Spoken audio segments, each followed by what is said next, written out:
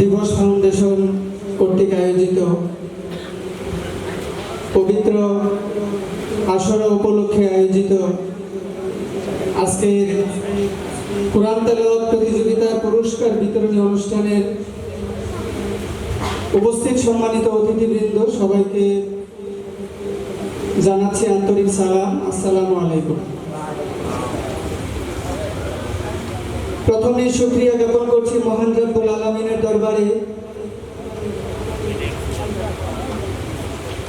তার রহমত, তার ইচ্ছা না থাকলে আমরা এই অনুষ্ঠান আয়োজন করতে পারতাম না, এখানে উপস্থিত হইতে পারতাম না।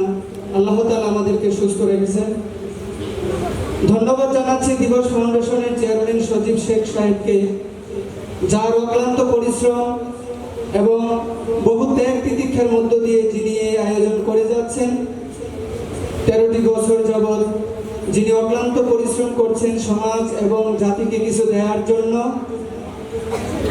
কোরআন সুন্নাহ হলো আমাদের জীবন বিধান, এই বিধান অনুযায়ী আমাদের জীবনকে সাজাইতে হবে।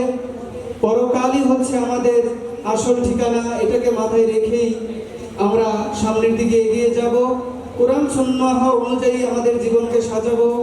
আমাদের মধ্যে অনেক অপসংস্কৃতি বিরাজমান, তারপরেও অত্যন্ত সুন্দরভাবে আয়োজন আজকের এই অনুষ্ঠান। সবাইকে ধন্যবাদ জানাচ্ছি।